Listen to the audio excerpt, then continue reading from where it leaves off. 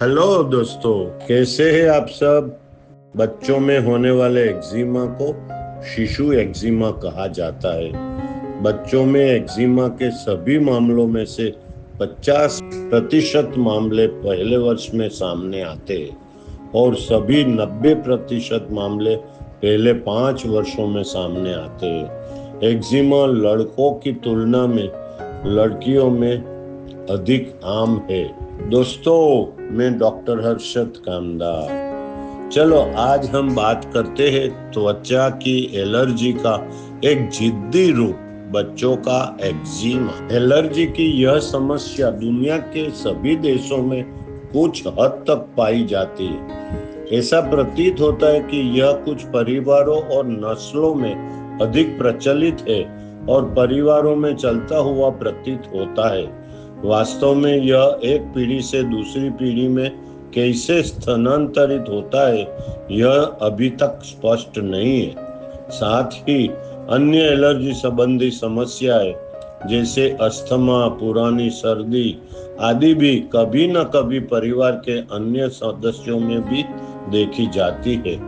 इस प्रकार एक्जिमा को त्वचा की एलर्जी का एक जिद्दी रूप माना जा सकता है, जिसमें खुजली, लालिमा, सूजन, स्त्राव, ऊपरी परत का मोटा होना आदि लक्षण दिखाई देते हैं। इसमें वंशानुगत घटक होता है और इसे अस्थमा जैसी अन्य प्रकार की एलर्जी के साथ देखा जा सकता है। चलो अब एक्जिमा के कारण देखते हैं। सौंदर्य प्रसाधन, आभूषण, बिंदी, डायपर, रसायन, रंग, घड़ी की पट्टियां, नायलॉन के मोजे, सिंथेटिक फाइबर कपड़े आदि जैसी त्वचा के सीधे संपर्क में आने वाली चीजों से एलर्जी उस क्षेत्र में लालिमा और खुजली का कारण बन सकती है और सूजन आ जाती है। एक्जिमा शुरू हो जाता है, जिसे कॉन्टैक्ट डर्मेटाइटिस कहा जाता है। भोजन में प्रोटीन युक्त पदार्थों जैसे मटन, अंडे, दूध, बीन्स आदि से एलर्जी के कारण भी त्वचा पर लाल खुजली वाले धब्बे हो सकते हैं और एक्जिमा हो सकता है। धूल के कण, परागकण, कवक, पंख आदि जैसे सोर्स द्वारा ली जाने वाली एलर्जी श्वसन प्रणाली की एलर्जी जैसे अस्थमा या पुरानी सर्दी का कारण बनती है। इसके अलावा त्वचा की एलर्जी भी एक्जिमा का कारण बन सकती है।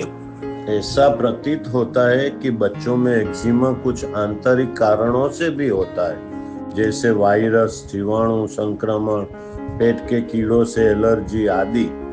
यदि बच्चे को मानसिक तनाव, चिंता या उदासी का माहौल हो तो एक्जिमा बढ़ जाता है। इस प्रकार एक्जिमा के लिए मानसिक कारण भी जिम्मेदार होते हैं। एक्जिमा स्वयं संक्रामक नहीं है, ताकि उसके मरीज को छूने से उसे संक्रमण न हो। लेकिन अगर गीला एक्जिमा बैक्टीरिया से संक्रमित हो तो इसके संपर्क में आने वाला बच्चा भी संक्रमित हो सकता है। सूखा एक्जिमा एक बच्चे से दूसरे बच्चे में संक्रामक नहीं होता है। चलो अब एक्जिमा के लक्षण और निदान देखते हैं। अगर त्वचा शुष्क हो जाए तो एक्जिमा अधिक होता है, इसलिए सर्दियों में एक्जिमा की संभावना बढ़ जाती है। बच्चे को शुरू में गालों पर लाली दिखाई देती है, बाद में यह गर्दन, हाथ, मुंह और पेट पर दिखाई देता है। विशेष रूप से हाथों की कोहनियों के अंदर और पैरों पर, घुटनों के पीछे जहां दोनों परतें मिलती है। एक्जिमा में मिट्टी खुजली मुख्य लक्षण है और इसलिए बच्चा उस स्थान को खरोंचता है, तकिए या चादर से रगड़ता है तो लाली बढ़ती है और सूजन आ जाती है। इस प्रकार खुजली से लालिमा उत्पन्न होती है और लालिमा से खुजली होती है, जो इस दुष्चक्र को कायम रखती है। यदि अत्यधिक खुजलाने के कारण त्वचा छील जाती है और रिसने लगती है, वह क्षेत्र संक्रमित हो जाता है और उसमें पानी या तरल पदार्थ या रक्त और मवाद मिला हुआ रिसने लगता है तो इसे गीला एक्जिमा कहा जाता है। जब एक्जिमा से त्वचा काली हो जाती है और ऊपरी परत उतरने लगती है और वह स्थान शुष्क और खुरदुरा हो जाता है तो इसे सूखा एक्जिमा कहा जाता है। लंबे समय तक पानी में नहाने या तैरने से एक्जिमा बढ़ सकता है। कुछ आंतरिक कारणों से होने वाले एक्जिमा को एटोपिक एक्जिमा कहा जाता है। एक्जिमा की उपस्थिति और इतिहास के आधार पर विशेषज्ञों के लिए निदान करना आसान है, लेकिन इसे खसरा, दाद और अन्य संक्रामक रोगों से अलग करना जरूरी है। रोगी के रक्त परीक्षण में इयोसिनोफिल गिनती और IgE स्तर बढ़ा हुआ दिखता है। चलो अब एक्जिमा का उपचार देखते हैं। बचपन में दिखने वाला एक्जिमा उम्र के साथ धीरे धीरे अपने आप ठीक हो जाता है, लेकिन कभी कभी यह बहुत लंबे समय तक रहने वाली स्थिति होती है। इसलिए इलाज के लिए किसी विशेषज्ञ डॉक्टर को दिखाना जरूरी है। एक बार एक्जिमा का कारण पता चलने पर बच्चे को तुरंत एलर्जन से दूर करने की आवश्यकता होती है। त्वचा पर एलर्जी के संपर्क को स्थायी रूप से बंद करना आवश्यक है।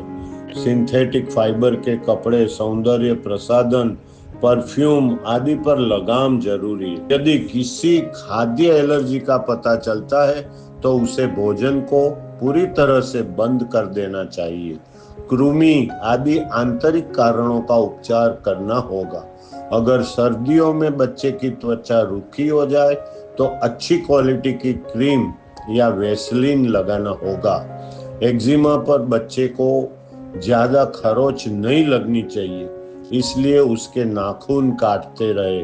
हालांकि खुजली को कम करने के लिए एंटीहिस्टामिन से अच्छे परिणाम प्राप्त किए जा सकते हैं। गीले एक्जिमा का संक्रमण होने पर इसकी क्रीम या लोशन लगाना चाहिए।